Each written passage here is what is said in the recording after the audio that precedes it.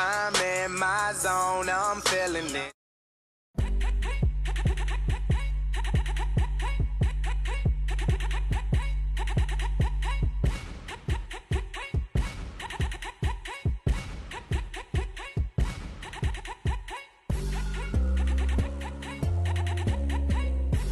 Live from Rock Solid Studios in Granite Falls, it's time for MinneZona Sports, live with DJ Matty C. and Paul the Shield Vold. And this is MinneZona Sports Live. We are pre-recorded show again. I know. You can throw the booze. It's fine. We get it. But hey, psych. Yeah, psych. Yeah, so we're back. We're ready to go. Pre-recorded show, but we are up to date with everything. And I forgot. Oh, yeah, by the way, I'm DJ Matty C, a.k.a. Matt Callahan, a.k.a. Matty C, a.k.a. Callie, et cetera, et cetera, et cetera. And all the way from the Woods and Shore Studios in Aiken, Minnesota, Paul Vault, the Shield. What's going on, Shield? Not a whole lot. Another beautiful day today. Excited to talk about some sports. Yeah, me too. And I think there's a lot of things in motion, Voldy. Sports are slowly coming back. So, I mean, very slowly. It's going to be interesting. We got a lot to talk about. So I think we should probably get right into it with some tater tot. Ooh, hot take.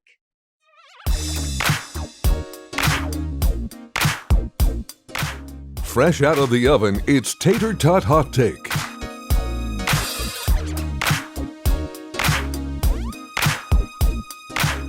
Time for some Tater Tot Hot Take. The All first right. hot take I have for you, Voldy, is it's called St. Paul got robbed, Chief. I'm sick of it. And here's the thing. Okay, for people that don't know, which I assume that most Minnesota Wild fans know and hockey goers know, especially our zoners, St. Paul is now not considered one of a hub city. They said that it's a no-go for St. Paul. And, you know, Voldy, for myself, I'm kind of peeved by this because, honestly, I see all the spike in the coronavirus going on. But at the same time, Voldy, I'm looking at it from a different perspective and thinking, well, look at what's happening in St. Paul. The cases have gone down. Mm-hmm. And obviously we're taking precautions because, you know, we're Minnesota nice and everything like that. Right. But, Voldy, I got to ask you, why aren't we a hub city? I don't understand. I don't understand either. I mean, this is something I thought that was going to be a done deal, no-brainer. We've got the access. We've got the means. We've got rinks for every single team in the Tri-County area down in the Twin Cities. It would have been a perfect marriage for each and every team to get their own little spot to call, you know, home for. We could have hosted the whole league. The whole league could have been in Minneapolis and in St. Paul. It would have been just fine. But from a business perspective, wasn't working out apparently for Gary Bettman. Like you needed another reason to hate Gary Bettman. just didn't work out and just completely pissed by it. Yeah, I don't know what is going into their decision making because it's kind of one of those things where it's like, yeah, well, that's true, Voldy. Money. It is kind of money. That's what it is. Yeah, and I agree too. But if you want to make it depend. Okay, so you're comparing it with money and then how safe it's going to be. I'd rather be on the side of if it's going to be safe, right? And Minnesota has done a fantastic job of, you know, limiting the cases. So Bettman's probably like, oh, we got a little greedy and got, you know, I think it's Las Vegas is in the running. Yep. The other two, Vegas, Vancouver, Chicago, Edmonton, LA, and Toronto. Chicago, of course, Chicago, because, you know, Blackhawks. But anyway, Voldy, I kind of look at this and say, you know, it's a bummer for Minnesotans because, honestly, you know, state of hockey, and there would be a lot of people that would be interested in that and would, you know, want to help out. Obviously, there's probably not going to be a whole lot of fans, if any. So I don't know. I guess we just got to move on and go from it. But again, Voldy, I look at this and say a missed opportunity for the NHL to play in the state of hockey.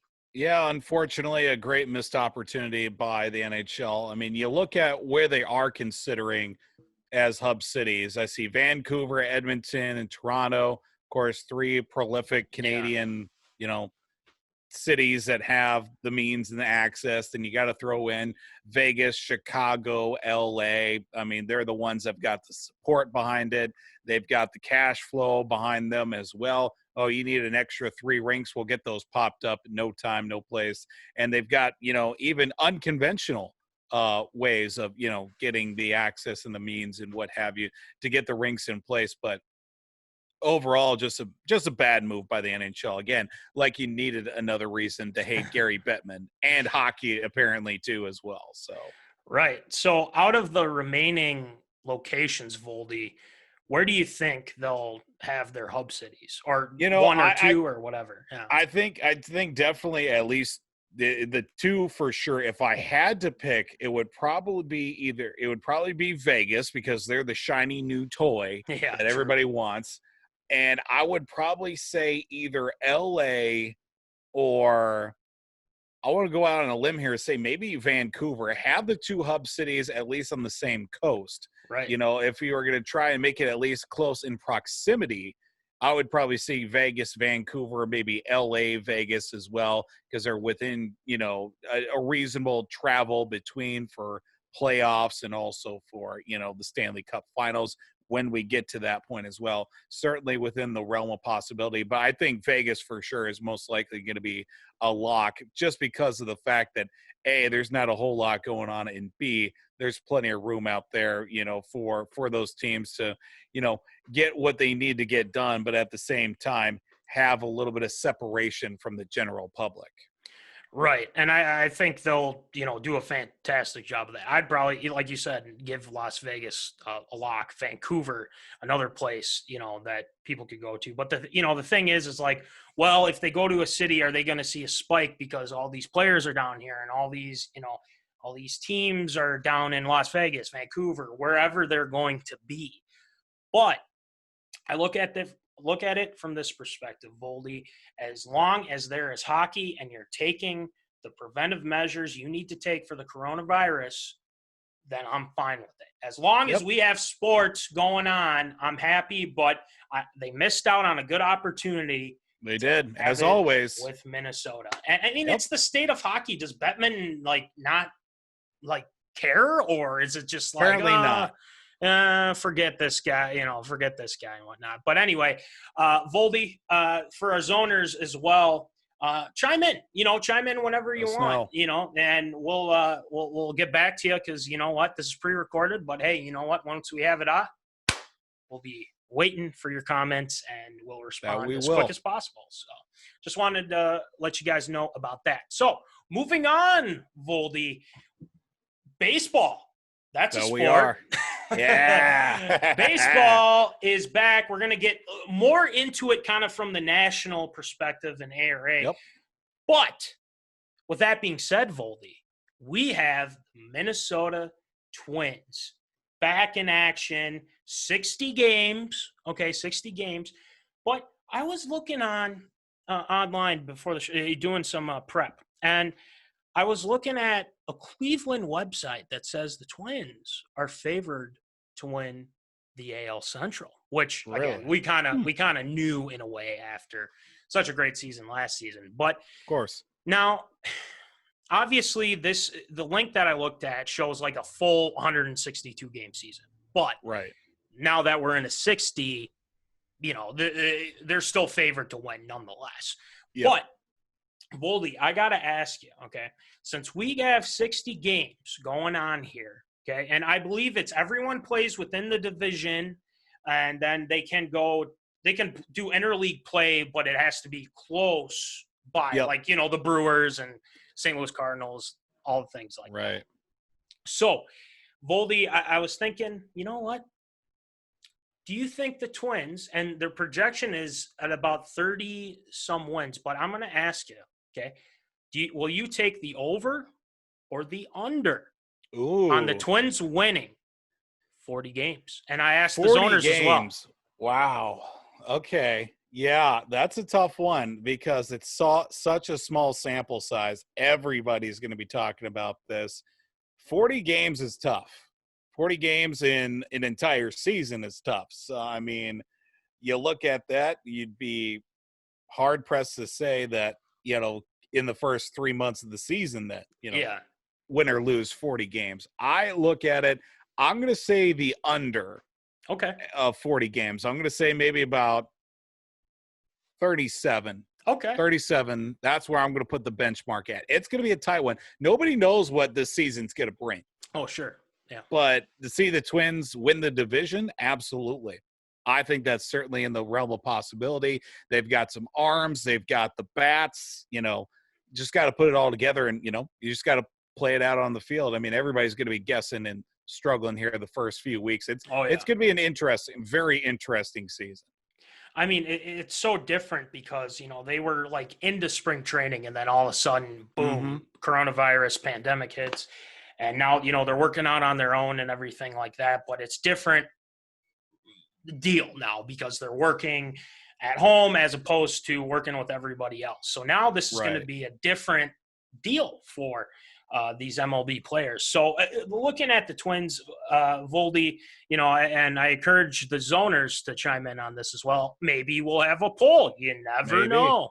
So here's how I look at it, Voldy. If they, in the division, you have a pretty good team with the Indians, and then you have the White Sox, who are up and coming a little bit. So, they're getting there. The Tigers, I'm really not that worried about them.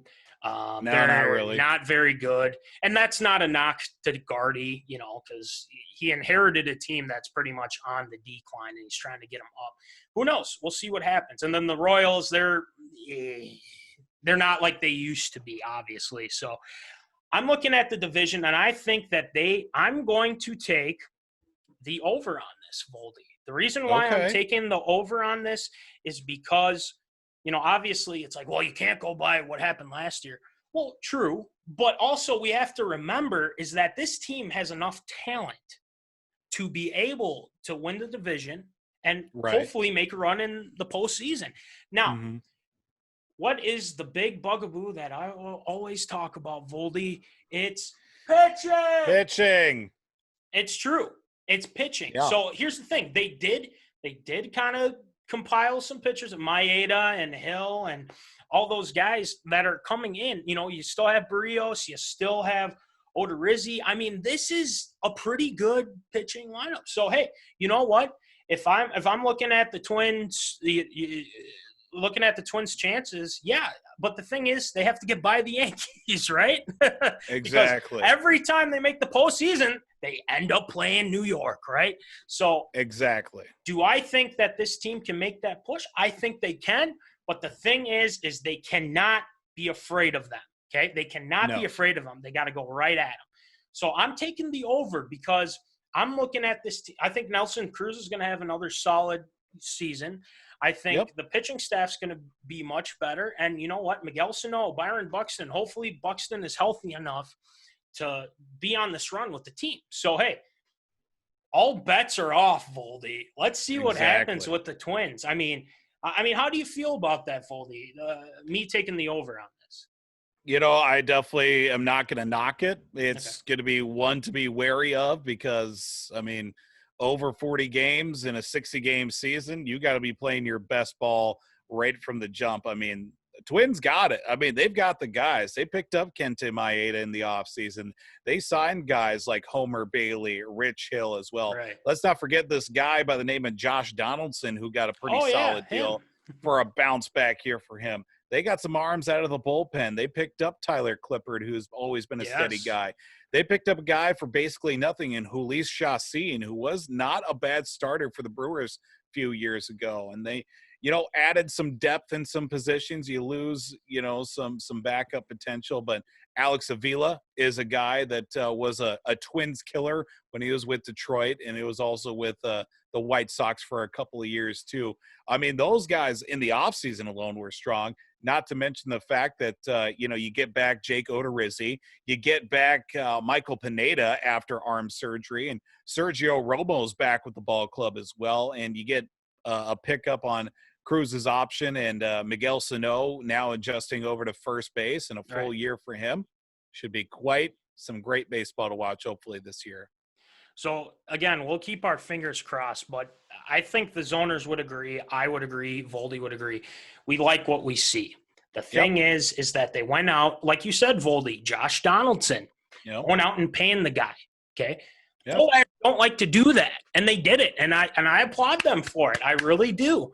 But, again, it comes down to when they get to the playoffs, and maybe they don't play the Yankees. If they don't play the Yankees, thank God, because that's kind of been the Achilles heel. So let's hope that it's not the Yankees. But again, I just think they got to get the monkey off their back and just beat them finally in the playoffs, in the postseason. Please get it done. Fingers crossed. So, but anyway, I think that, this is something that everyone's looking forward to because we've been waiting for some sports to go on, like the MLB, the NHL, and then obviously with the NBA and the NFL, it's changing day by day. So we'll keep an eye on it. It's going. Yeah, it's going. It's going. No news is good news, I guess. Right. So we'll just kind of go from there. But this is a perfect segue into our next segment. The North remembers. We're doing something a little different today. And the funny thing is we're just talking about the Twins. And now we're going to still be talking about the Twins because we are remembering and honoring the great Joe Mauer. But Voldy has some thoughts about that. So just make sure, hey, it's coming. So this is the North remembers.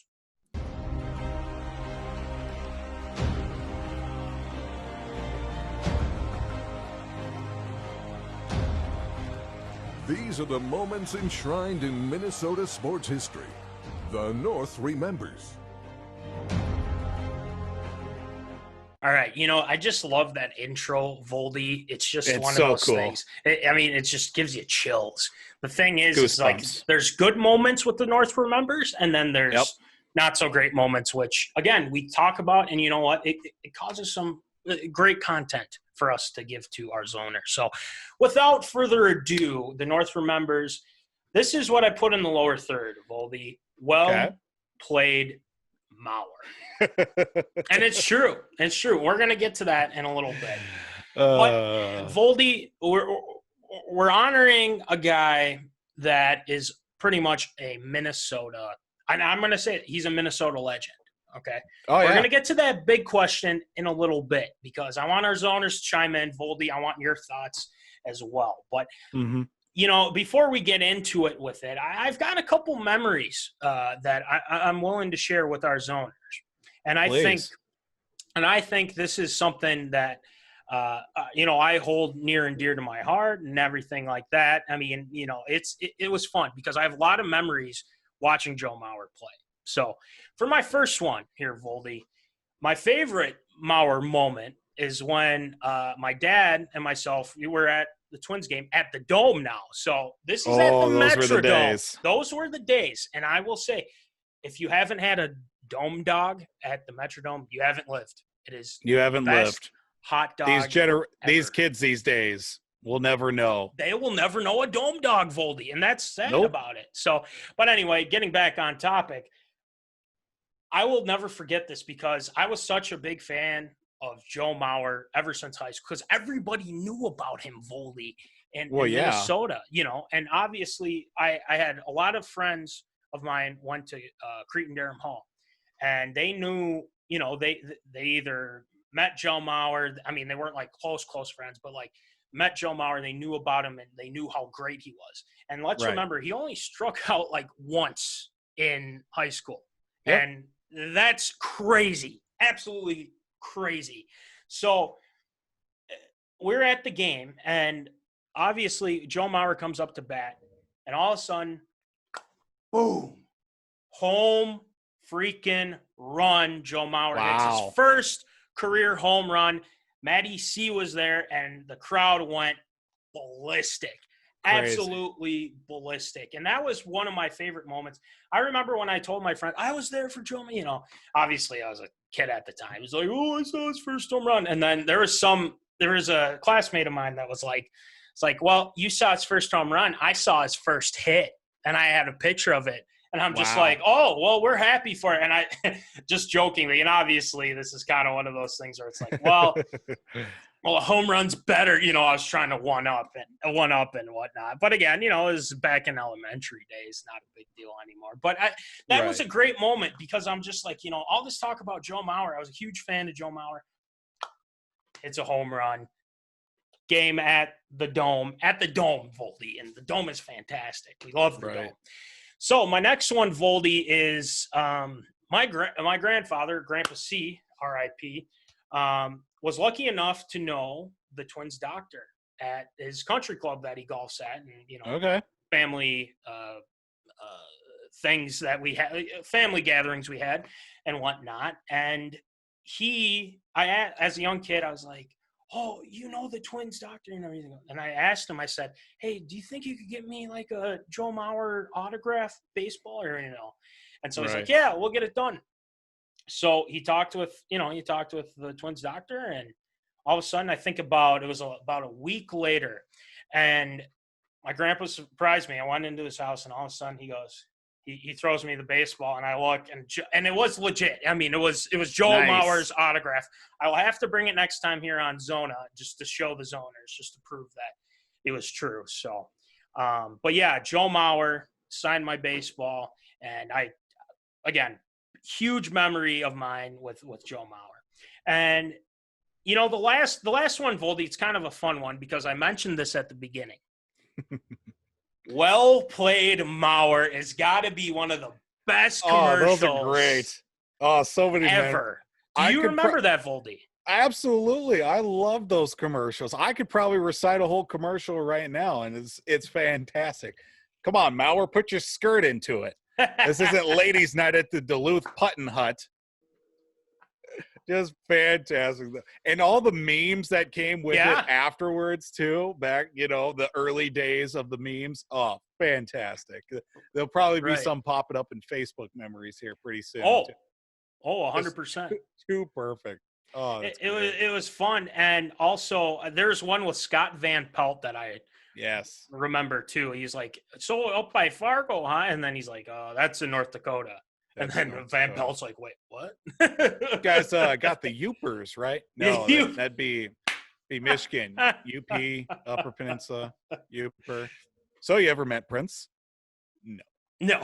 Yeah, see, you can even recite it. Exactly. That's I fantastic. am a vat of useless knowledge when it comes to stuff like that. Well, I mean, it is good. It is good knowledge. I mean, you got to have some fun with it. So. Exactly.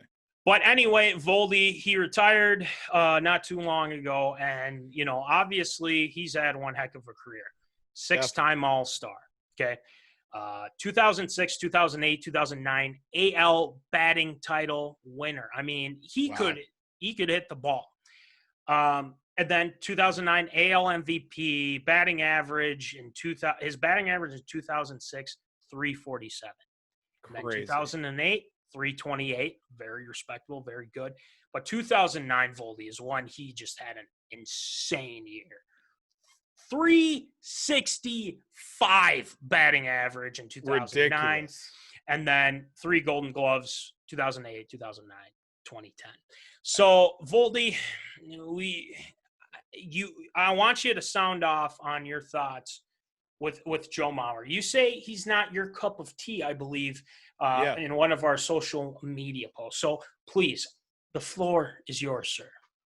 Well, first off, I just want to say, Joe Mauer, completely respect him as a player. Everything he's done for the Twins, fantastic. The fact that he hit 365 11 years ago, and most guys who are winning battle titles now can't get it above, 330, speaks to the fact how much the game of baseball has changed. And I do respect Joe Mauer, and lo and behold, I do have the Joe Mauer retirement patch right there from last year. Yep, got that. Got to have that. Look, growing up for me, Joe Mauer never did it for me. Okay. I respected him. Fan of the Twins. Joe Mauer, personally, everybody loved Joe Mauer. Me, no. If I had to choose, I was a Justin Morneau guy. Through and through, tried and true, Justin Morneau over Joe Mauer each and every time. Look, you can at me all you want. It's not going to change my mind. I will take Justin Morneau over Joe Mauer any day. Sure, the injuries were more on the side of Justin Morneau. Yes, he was also an American League MVP.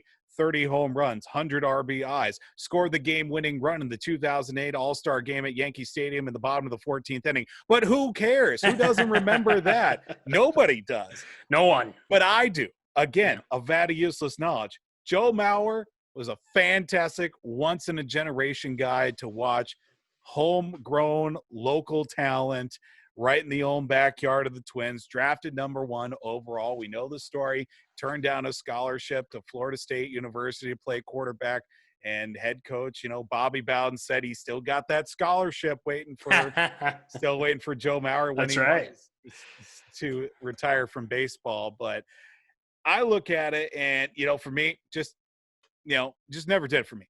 Then again, I was a first baseman playing, baseball. Still am. Still playing baseball, by the way. Joe Mauer, right-handed, left-handed hitting catcher, behind the plate. Everybody loved it. Sideburns were fantastic. Was just a quiet guy, went about his business. Justin Morneau the same way. Had a little bit more thump in the bat, which, played well to his advantage. Joe Mauer and eventually picked up the power a little bit, sliding from that 2 to 3 slot at times towards the later end of his career. But overall, I mean, just didn't spark anything, didn't, tickle my fancy at all, as the kids say, but, Joe Mauer, great player, fantastic, had a heck of a career. And I mean, it'd be a crime if he didn't get into the Hall of Fame. That's what I'm saying. But I feel like we're getting to that point of the conversation here. Right. And that's what before I get into that too, Voldy, you got to give us an update, not now, on your first game with the Aiken. Well, Aiken Steam. The Aiken Steam. All right. Well, we'll get to that in a little bit. But we will. Voldy, I look at this in a different perspective, because obviously if I were to choose, I'd take Mauer because I was a huge Mauer guy, things like that. And we got to be different, somehow. And the thing is I like Justin Morneau a lot. Absolutely. I still am. I think he provides great analysis for Fox Sports North. Absolutely. And I think he was one of those players. Yes, injuries were an issue, but also Joe had some injuries too. So we can't forget that. Joe, with him being a catcher, obviously it's tough being a catcher. Well, especially how tall he was too. Right. He was because he was not the prototypical catcher. He broke that mold in 2009 because catchers usually were 5'10", 5'11", guys at the bottom of the lineup that would just slap the ball around, maybe get a single, maybe stretch one out for an extra base.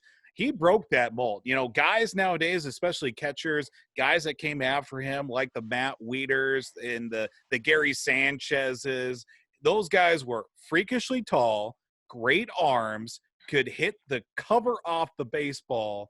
And I don't want to say that, Joe Mauer led that way, but he was certainly one of those guys to break the mold of like the Pudge Rodriguez's, the Johnny Benches, the small squatty catchers. Because you think a catcher, you obviously think of like Yogi Berra, you think of Johnny Bench, Pudge Rodriguez, smaller guys could hit the ball a little bit. Pudge Rodriguez was another guy that kind of, broke the stereotype. He ended up with a little bit more power towards the later half of his career. But, as we're getting back on track with the injuries thing, yes, that was a big concern, especially the fact taking all those beatings and with the baseball and also maybe apparently getting hit with the bat every once in a while, and that ultimately led the move to first base. There was a big hole over there, but that second half of his career, him moving to first base, ultimately did become a deciding factor where he is currently among some of the major league ranks. Yeah. And the reason why, and I totally understand why they had to make the move. I mean, when you're crouching down for 9 innings, I mean, that is that takes a toll. And it did take a Absolutely. toll on Joe. And I'm glad that they put him over at first base. And I think that was the perfect fit for him. And Right. obviously, a lot of Twins fans, getting off the injury bug with that, a lot of Twins fans, and I guess including myself too, his contract. Yeah. It's kind of one of those things where it's like, okay, you're paying all this money. And here's what people have said to me. And obviously I sort of kind of agree with that. You're paying a guy millions of dollars to hit singles. Right. And that because, Joe's wasn't, a huge power hit. I mean, in his MVP season, he had 28 home runs. Yep. But we all have to remember, too, is that Joe was only the reason why his averages are so up is because, he's hitting singles. But again, the guy hit doubles, too. I mean, this isn't something to where it's like, oh, Joe's just hitting singles. But he's hitting doubles as well. He contributed greatly to the Twins' success. But obviously that's kind of been the knock is like, well, he hasn't been a true power hitter. He hasn't been like a – but the thing is that's not how Joe was like how he has been constructed as a player, how he came up. And Joe is a guy that is, unique. And he's a unique player. And the Twins, paid him all that money. Yes, but the thing is that the Pohlads have a mindset of, keeping Joe. Joe was going to stay with the Twins no matter what. And if Joe left in the twilight of if he left at the latter end of his career to another team to try and win a World Series, I would have been all for it. I really would have. Absolutely. You look back at a lot of players' careers, guys that played with the same team for a long time. And, you hear stories like, well, this season we were, going to probably trade him to this team. Well, that ended up winning a World Series or came very close. And you would have been like, man, if he would have just, bit the bullet and gone with that team, he would have had himself a World Series championship. But, there's a lot of great players in the history of all sports that have just been like, they've just missed it, or they've played with one team forever and they've never come close, or they had one chance with that one team and just never worked out. But, it's one of those, you look at it and you see that, he gave it all for the franchise, and franchise rewarded him handsomely, especially with that big contract after the 2009 year. So, and then we all have to remember too, is that, Joe can't be the only person that is with the team. And the thing is that what does that come down to, Voldy? It's the way that the Twins handle things. And you know what I'm talking about when I'm saying this, Voldy, that the Pohlads didn't want to spend money. And that's the issue with all this. Is the thing is like, they're always looking to the future. They're always looking for guys. But the thing is that they never put enough around Joe. And the thing is, yes, they go up against the Yankees. They choke. We get that. But at the same time, you got to spend money in order to be successful in the MLB as a team. Okay? So we can't always just say, well, Joe's got to be more than that. Joe can't carry a team by himself, people. No. That's how it is. And that's why he had all those singles. He had all those base hits because nobody was in front of him. He'd be the third guy, in the beginning of the game. First two guys would get out. Joe hits a single. Well, if each of those guys had gotten on, they'd knock in a run or something like that. Help boost some of those numbers. But unfortunately, historically for, his career, not a lot of help in front of him. Right. And, I just want to, end it with – I will not necessarily end it because I want one more question here with Joe Mauer. But if you have guys that you're overpaying for, like Nishioka, okay? Nishioka. It's just, oh, my God. 10-year anniversary, baby. And then keeping Jesse Crane for that long, too, with the pitching aspect. He started off fine, but all of a sudden he went downhill fast. Should have kept Orlando Hudson around for another year or two. He was great for the Twins. He was great. He revitalized his career. Had 1 year with the Twins. 1 or 2. I think it was at least 1 year. Sayonara. And right. O-Dog was great. He was great O'Donnell with the was great. Twins. Yeah. So again, Voldy, I look at this and I say, okay, well, obviously they had their past discretions with bad moves that they have made, Right. but we can get into that at a different time. But here's the question I got to ask you, and all the zoners out here as well: does Joe Mauer? I mean, obviously he's in the Twins Hall of Fame. Yep. 100%, number retired, whatnot. Does Joe Mauer deserve to be in Cooperstown? Voldy, go ahead. Yes, he does. Because at that time, mid-2000s, catchers weren't, the big power threats that they are nowadays. 3 batting titles as an American League catcher was hardly ever done, if at all, at that time. The rate at which he won those batting titles, 347, 328, 365. Gold gloves behind the plate, moving to a different position, 6-time All-Star at 2 different positions, AL MVP. Sure, he played for some bad teams, but a lot of guys who played on bad teams are in the Hall of Fame right now, and some very questionable Hall of Fame candidates in the last couple of years as well, but they're in. If Joe Mauer doesn't get in his, however long he gets on the ballot, I think it's like 10, 15 years or something like that. It'd be an absolute crime if he doesn't get into the Hall of Fame, at least in the early goings, because he had a lot of respect nationally, locally as well. He had nothing but respect from some of the major, sports writers. And, if you're in with the writers, you've got a pretty solid shot at making it to the Hall of Fame. Yeah. So yes is my answer. Yes is my answer, and I think it's by a long shot because Joe, I mean, he was a first-round pick for the Twins, coming out of high school. The guy was an unbelievable athlete. I mean, shoot, he could have played football. I mean, yeah. Good Lord. He plays for the Seminoles, and all of a sudden does Slick Rick give Bobby Bowden a call and say, hey, obviously I'm just joking. But, I mean, Joe, if you have a guy that batted 365 in 2009 and you don't have him in the Hall of Fame, there's something wrong with you. I mean, There's absolutely 100% something wrong with you. Joe definitely deserves to be in the Hall of Fame. And so we ask, the zoners, okay? So zoners chime in. Obviously this is pre-recorded, but we'll get back to you. If you disagree, well, we about to have some problems. Yep. Just saying. So, but anyway, Voldy, a great back and forth with honoring number 7. And, sir. Joe Mauer, still a huge fan. And obviously more knows a little bit more your thing. But, hey, the Eminem brothers, man. I mean, those were some good years. Those were mid-2000s. There were some great years. So, but anyway, that'll do it for the North Remembers. And Voldy, I think it's time for that one segment. I believe it's called Absurd or Approved.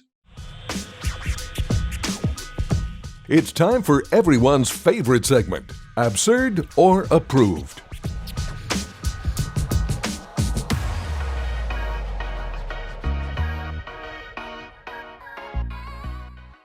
All right, it's time for Approved or Absurd. Shout out to Coon Daddy. Coon Daddy. So, Voldy, we got to start things off. Obviously, we've been talking baseballs. Tater Tot Hot Take, North Remembers. And now we're still talking baseball with this next story. So why don't you rattle them off for us, please? Finally, we have a decision. It took the iron fist of Commissioner Rob Manfred to say, look, we're playing 60 games. Whether you like it or not, it's happening.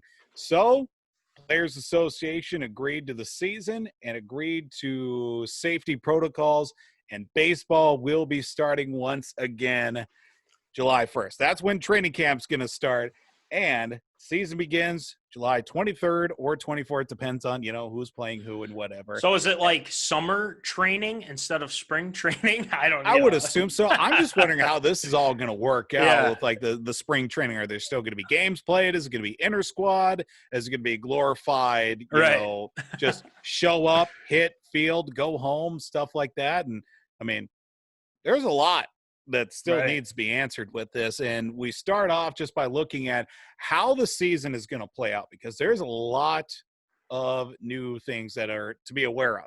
Starting first with teams are going to play their 4 divisional opponents 10 times. The other 20 games are going to be against interleague opponents in the same geographical area. Since the Twins are in the AL Central, they'll play teams in the National League Central. So you get like the Brewers, you'll get the Cubs, you'll get Cincinnati, you'll get Pittsburgh, technically, since they're in the Central. Yeah. And one other team as well. Oh, St. Louis. You get to play the Cardinals. Right. All the classic Twins rivalries are coming back now, especially when you throw in, you get to play the Brewers more than 2 series, two-game series a year. Right. Fantastic. The National League's going to be using a designated hitter. Hate it. Get it out of there. Extra innings, teams are going to be starting with a runner on second base. That adds a little bit of nice little wrinkle. The trade deadline's still going to be August 31st, less than a month before the regular season ends. Rosters will start at 30 men for the first 2 weeks.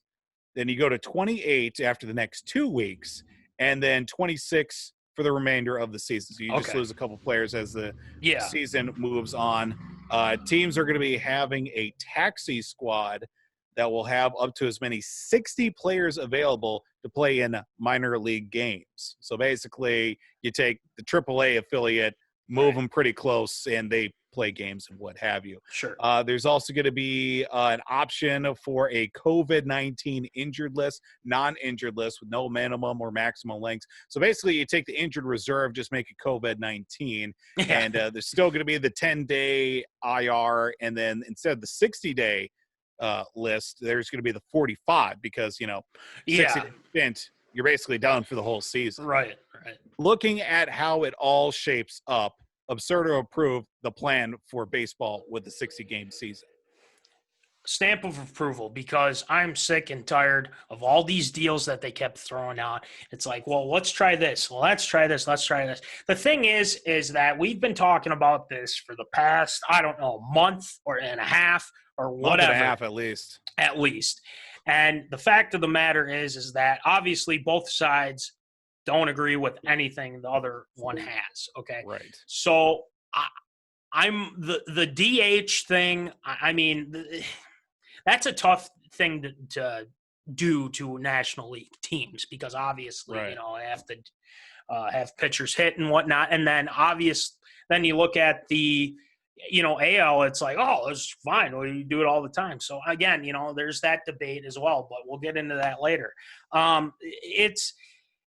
It's a tough thing to have. I mean, the question is, how is this going to go? I mean, is there going to be a lot of players that are going to be infected with COVID-19? I really haven't heard much from the KBO of anything that's been, a lot of players getting, Rona and whatnot. And I haven't heard anything. So if it's the no fans thing and they're able to play baseball, because here's the thing, even though there aren't any fans, there is some good things. Television ratings will probably go up because there's not going to be a lot of play. It's like, well, what's going on? Oh, there's not there. Oh, TV, baseball's radio, on. streaming. Yeah. It's all going to go up. Right. So, I mean, this is perfect for the MLB and the players. They want to be back, and it's like, well, let us know. We'll play.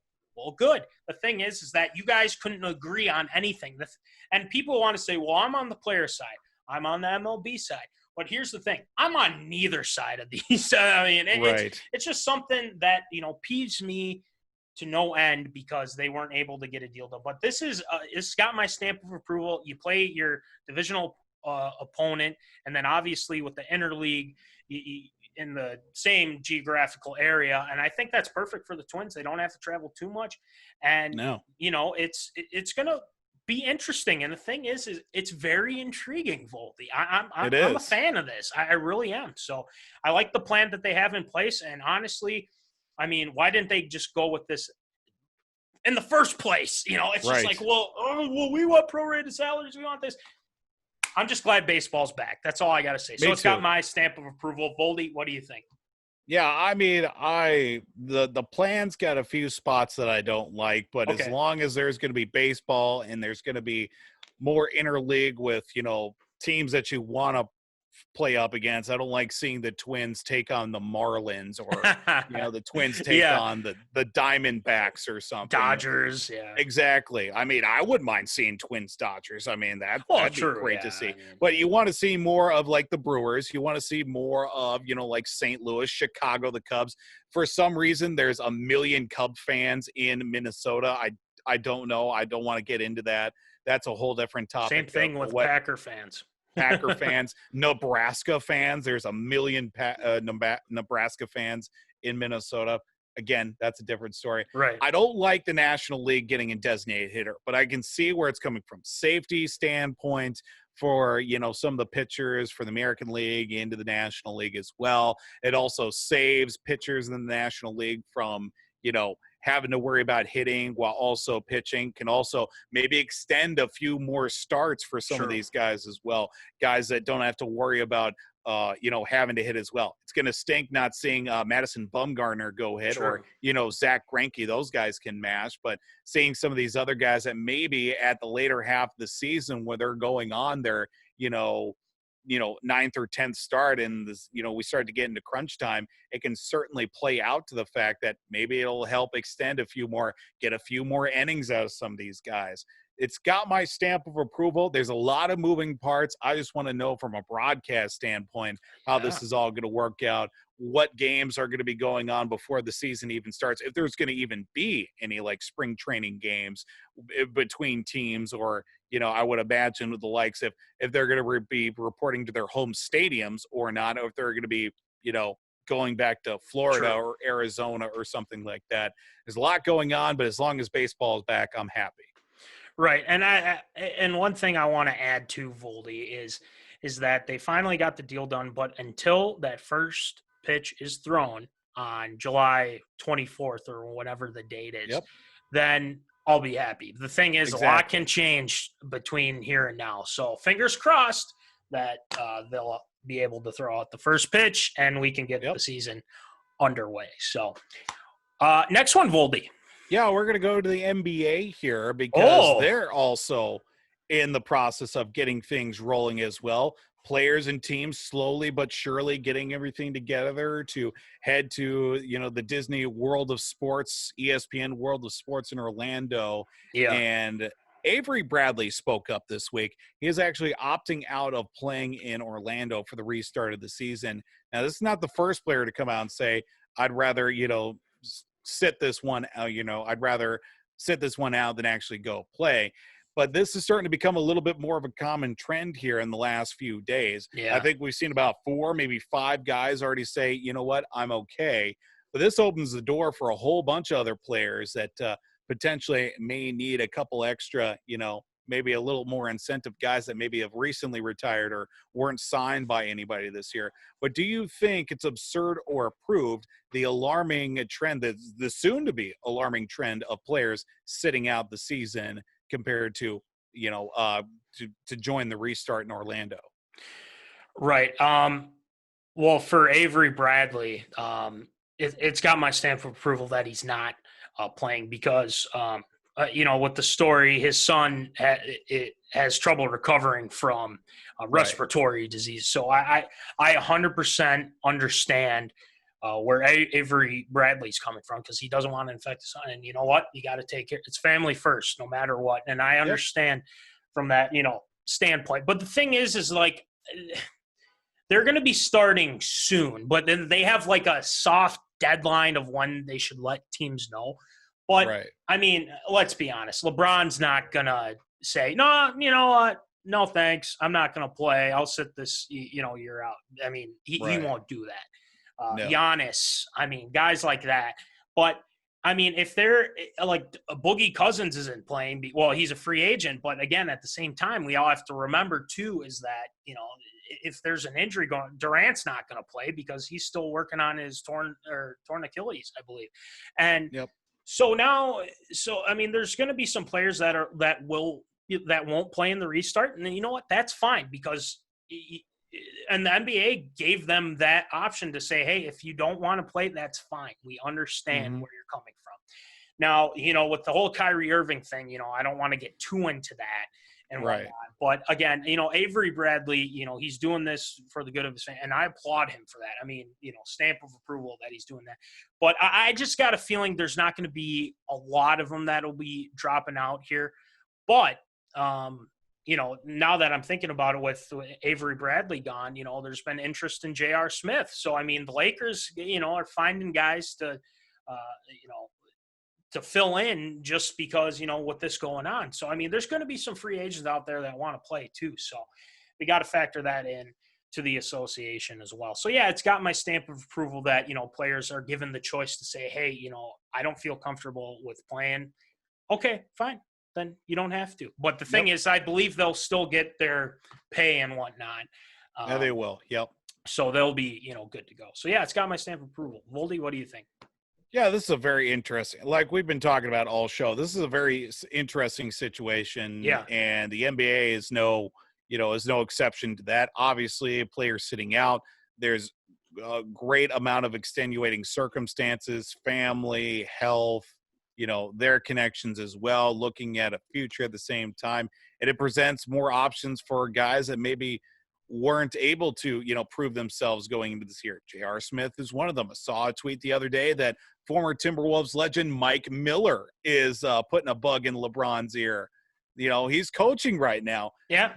Mitchell, South Dakota native Mike Miller maybe thinking about dusting off the shoes for one last ride with LeBron again. I mean, he's coaching college down at in Memphis. Yes. And it's very interesting to see how that would shape up. But I look at it overall, some guys thinking that, there's something to look at beyond basketball. And of course, with everything going off the court as well, with health, safety, family, things of that sort. It's got my stamp of approval. You got to look beyond the sport as well and present it with the option of saying, I'm okay for this year. We'll move forward with next year and give some of these other guys that maybe weren't given their fair shake to have an opportunity for the rest of this season. And the NBA, the thing is they have a really good plan set. They do. Otherwise, if they didn't, there'd be a lot of players like, oh, screw this. I'm not playing. We'll just wait till next year. So, yeah, it's got our stamp of approval. So it's good with me. All right, next one, Voldy. Well, we're going to talk about them Cowboys. Dak Prescott and the Dallas Cowboys came to finally an agreement, exclusive franchise tender, $31.4 million on Monday that they made the announcement. And, well, they got until July 15th to reach a deal. So that means that Dak Prescott under control for the season and quite possibly for the future as well. Absurd or approved, Cowboys bringing back Dak Prescott and him trying to secure that bag. It's their only juncture. And it's got my stamp of approval. And obviously I'm not a Cowboys advocate. But the Cowboys made the right decision in this because who else are you going to bring in? I mean, that's the question. I mean, people are like, well, Dak's not good. No, Dak's not that good. Well, the thing is, what other option do they have, people? Okay. I mean, obviously you can try and make a trade or anything like that. But no, that's not how this works. The thing is that Dak is – I will say Dak is probably an above average quarterback. Okay? And that's where I want to put it at. Okay? Now, he's had some really bad games. The thing is when he played the Vikings, he had an outstanding game. I mean, he shredded the secondary. He did a good job. But the thing is that the Cowboys, they don't want to overpay the guy, and I understand that. Okay, he shouldn't be getting, all this money like a Patrick Mahomes is about to get, or Aaron Rodgers, Matt Ryan, guys like that. But it's a tough pill to swallow for Dak because he considers himself one of the best quarterbacks. And I hate to break it to you, Dak, but you're not. And I think he should understand, hey, let's meet in the middle somewhere. The thing is Jerry Jones knows a way to screw things up, okay? And the thing is that he's got to let his own people take care of it and work with Dak to get a deal done. Now, now that they put the franchise tag on him, it's like, okay, if we don't get a deal done by July 15th, well, you're still here with us. So then we'll have to, work through the season or after the season to work on a new deal. Right. So, I mean, it makes sense from this juncture, Voldy. And it's one of those things where the Cowboys are just trying to have continuity. And that's what they have with Dak Prescott. They have Zeke and, their O-line's still Amari Cooper. I mean, yeah, they've had success, but the thing is can they continue that? We'll see. But yeah, it's got my stamp of approval. It makes sense from this way. So, Voldy, what do you think? It's got my stamp of approval.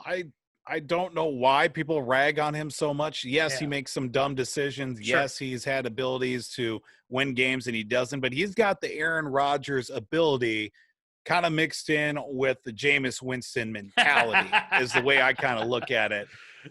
And he's got the rights. I think he's a pretty darn good quarterback. And I don't know where this is coming from, but I'm just like, pay the man. What else he got? I mean, it's going to hurt you in the long run because you already signed Amari. You already signed Ezekiel Elliott. And, well, you need somebody to hand those guys the football. You need somebody who's good enough to play consistently and be able to get them that football. And, well, Dak Prescott was brought in to be that guy. And, well, he's living up to it so far. Yes, the Cowboys haven't gotten to a championship game in forever. Yes, they struggle in the postseason, but you know what? You're not going to get there again unless you pay the man that's been getting you there the last few years. So I think this is a great move, and it's only going to hurt you if you don't sign him right now is the thing, because next year the franchise tag goes up 20%, and they're going to be paying him $37.5 million. So I would get this deal done sooner or later. Yes, I know Jerry Jones has got the money. He's got the clout. If we saw anything from the NFL draft with him drafting on his yacht and, watching and enjoying it, pay the man, Jerry. Pay the man. Just get it done. I mean, it's just do it. You don't have any other options besides just pay the guy. Obviously, I probably, the price tag is going to be high, but again, what else are you going to do? So exactly. The funny thing is, Voldy, is now we're kind of still sticking with Dallas here in a way. So we are. Next one, please. So the decision of this story, the previous story, plays into our next story and talking about Jamal Adams, who has been very adamant. He wants out of New York. The Jets don't want to trade him. He wants to go back home to Dallas, and, well, kind of came to a little bit of a head. In the Dallas area, Jamal Adams is leaving a store. I think, I don't know, could have been a grocery store, could have been a Chinese buffet. I don't know. But somebody recorded him on the Instagram saying, hey, you come to Dallas or what? And Jamal Adams just rolled down the window and said, I'm trying, bro. That's where that is at right now. The Jets came out and say, hey, I mean, we're not planning on trading him anytime soon. The Cowboys are one of the 7 teams that Jamal Adams wants to go to. Grew up outside of Dallas, played high school. Of course, we all know that he went to LSU down there. And, I mean, this would be a perfect fit, I feel like. But at the same time, you look at it, previous story with Dak Prescott, sign him all that money. Well, Jamal Adams going to be looking for that extension with that big-time money. Absurd or approved, Cowboys trying to go get Jamal Adams. It's absurd. And the reason why it's absurd is because how the hell are you going to pay him? Because exactly. You have Dak, if you're going to re-sign him. Zeke, Coop, I mean, Leighton Vander Esch, Jalen Smith. I mean, there are a lot of guys. DeMarcus Lawrence, he's got his deal. But the thing is like, how are you going to pay Jamal Adams? I don't know how you're going to do it, because unless you figure out a way, if Jared Jones's people find a way to get it done. No, I don't think they can get him, because I think this is going to – they're going to have to let go of some pieces if they're going to get a guy like Jamal Adams. And again, definitely. I've watched Jamal Adams play, and the guy – and I said this when he got drafted, the dude is a thumper. He will nail you. I mean, he won't – I mean, this guy will nail you. And he can get interceptions. He's a ball hawk too. I mean – I understand why he wants to leave the Jets, okay? Yeah, because seriously. It's the Jets, people, okay? It's the Jets. But at the same time, too, the Jets are like, we're not going to trade him. Where have I heard that before? The Vikings said that they weren't going to trade Stephon Diggs, but They got did. traded. So yeah, Jamal Adams, I think, is going to be traded. I don't think it's going to be with Dallas because I don't see any way that they can sign him to a long-term deal. No. Because again, you probably get him. Let's just say you get him for 1 year. You can't get him the rest of the way going here. So Jamal Adams, it probably won't be a Cowboy. He's going to go somewhere else. The thing is like the reason why he's not going to the Cowboys is they don't have. I mean, they've gotten their core players, but the thing is you got to give up something in order to re-sign him. So yeah, Voldy, it's absurd to me. So what do you think? It is kind of absurd. We all know that he wants to go there. He wants off the Jets, but it's just going to be next to impossible. If they sign Dak to that big deal, they're going to have to get rid of some pieces. They're going to have to get rid of the likes of, they're going to have to get rid of Lawrence. They're going to have to get rid of, Jalen Smith. They may have to sweeten the deal a little bit with like a Michael Gallup or something, some offensive, some sort of offensive weapon to kind of sweeten the deal for the Jets. But I just don't see how this happens because if he wants an extension, Jerry is going to have to pony up the money and cut some guys that may have been, pretty staples the last couple of years for the Cowboys. I don't see it happening. It's got my stamp of, it's not my stamp of approval. It's absurd. It's absurd. It definitely is. And, he wants to go to the – but it's like, you know what? You got to give up somebody in order to get the guy. So we'll see what happens. But last one, Voldy. Yeah, I mean, we kind of talked about this at the beginning of the show with the NHL and, St. Paul out of the running for the hub city. So quickly here, we kind of recapped a lot of our thoughts of which team or which city is going to be, very vested in the opportunity to be one of two hub cities. It comes down to one Eastern and one Western Conference city. Okay. So of the list, you look at, I said Vegas, and now that we play into the fact that quite possibly be the likes of an Eastern Conference place as well, I'm going to throw Toronto back in the mix here. Sure. Because, of course, it's Canada, so I'm going to say Vegas for the Western Conference and then Toronto for the Eastern Conference. I don't know if your mind has changed at all for, where and who and how this is all going to happen. It's very much up in the air, and nobody's really saying a whole lot about anything about this. Sure. Yeah, I think, them, eliminating their hub cities. And again, obviously they missed an opportunity with St. Paul, but I'm kind of with you on this. And the reason why is because it's got my stamp of approval for one. I think, Las Vegas is the perfect place for it. And I think it makes a lot of sense. It's pretty much a lock, like you said. Vancouver's in the Western Conference, if I'm remembering my team. So, yeah. So obviously, even if they switch to Vancouver, I mean, I'd be fine with that. But the thing is if they're going to go to Canada, you would kind of be hesitant because if you have guys that could be asymptomatic with COVID and whatnot, and then, you spread that into Canada, I mean, do the Canadians want that to happen? I mean, I'd assume that they'd be like, okay, we're going to take precautions, everything. And they will. So that's kind of the concern, but I think they can pull it off if they were able to be forced to go to Canada. But I think if it were just Vegas and then Toronto, I think that would be perfect because then you don't have to worry about having, instead saying, okay, Vancouver and Toronto. And it's like, well, they're both in Canada. I mean, do we want to risk that? I think it makes more sense to say, okay, Vegas, Toronto. So yeah, I'm with you. It's got my stamp of approval. What do you think? And it was said earlier this week too, I think it might have been yesterday, that Canada is open to allowing teams to travel. Obviously the Toronto Blue Jays and the teams that are still in it for the NHL that are based in Canada too, that, they're opening up, for sports as well. So that is there and that's available. That may play into the decisions of the likes of, the NHL and Major League Baseball and those as well. I'm still going to hold steady on my lock, and I like Vegas and I like Toronto being those two hub cities. And again, we're just going to have to wait and see because, again, nobody's really saying a whole lot about it. And I didn't even know they were eliminating cities for those hub cities until, Monday when I heard that St. Paul was out of the running. And I didn't even know that they weren't not in the top of the running until somebody said something. So. I mean, they were being considered. The thing is that it's like, well, the money aspect to it. It's like, well, everybody's taking a loss this year. Yeah. Yeah. Well, you know what? You can't win them all. So that's kind of how we, look at it. So that's fine. The Wild are just going to have to win the Stanley Cup somebody else's barn, I guess. Well, there you go. I mean, that's just how it is. Maybe they can play on a pond and then have people come. Absolutely.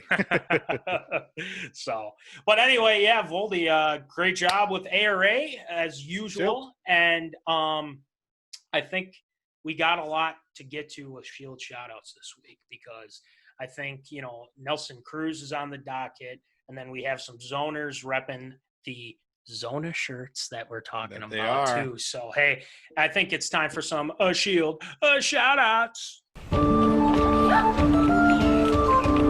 Shield shout-outs.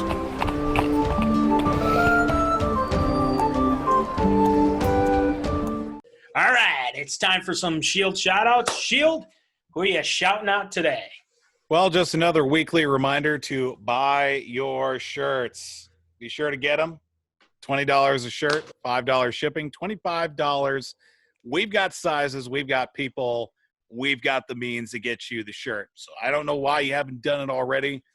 Be sure to contact us. If you know Jimbo, contact him directly. Know where the money is going, and your shirt will be sent to you promptly as well. So another weekly reminder, buy your MinneZona Sports Live shirts. Dry fit shirts. They fit amazingly, and you won't be disappointed. Double Trouble, I'm talking to you. Yes. You girls need to get that. I mean, if you guys are going to be one of our top guests, you got to have the shirt. All right. And all future Zona guests as well. We're talking the likes of Coach Blaine Bartle. We're talking the likes of Coach Bo, Joel Bonnet, Trevor Payne, T-Pain. I'm calling you guys out. Buy the shirts. It's that easy. Maybe we'll sweeten the deal. Let me know. Let DJ Matty C know. Let the Curve Doctor know. Let Jimbo know. Just buy a shirt. Support us. Support the team. Weekly reminder. Why not? As the Curve Doctor likes to say, why the heck not? All right, next one, Voldy. Well, I do want to send a special shout out to one of my former colleagues, Dakota State University volleyball coach Amy Veenhoff. Was announced earlier this week that she will be inducted into the Bethany Lutheran Athletics Hall of Fame this fall as special significance as well. Coach Veenhoff, Amy was one of the first coaches I spoke to when I first started out in Madison, South Dakota for fall volleyball media day as very nice. Spoke with the football coach that day as well, Coach Josh Anderson. Special shout out to him as well. So I just want to send a congratulations, Coach Veenhoff, on her athletic achievements back in the day and also being recognized with the Bethany Lutheran Athletics Hall of Fame. Wow, that's pretty prestigious. And it is. It is. I don't know if I'll ever be inducted to any Hall of Fame, that's for sure. I don't know, Voldy. I don't know. I think, the Sports Zone could definitely have a plaque somewhere at SMSU. Somewhere. But we're, again, we can talk. We're open to talking about the possibility. Exactly. The 30 for 30 is still pending at this point in the Sports Zone. We already have the mockumentary, but again, exactly. we can make another one. We could do it. We'll make something happen. Earlier this week, the ESPYs on Sunday. A lot of great moments out of that, but one special to Minnesota Twins fans. Designated hitter Nelson Cruz was named the Muhammad Ali Sports Humanitarian of the Year, helping in his native Dominican Republic get things back up and running. And congratulations to Nelson Cruz, who deserves nothing but recognition for his entire career, but also what he's done off the field, and especially in his home country of the Dominican Republic. Sure. Extremely emotional was Nelson Cruz, and finding out the news as well. Nothing but deserved for a great player and also a great humanitarian, not only in sports, but also for his home country as well. Right. And he's going to be hitting a lot of bombas. Oh, yeah. Just going to throw that out there. But, yeah, congratulations to him. I mean, that is fantastic. Can't complain about that. So, all right, next one, Voldy.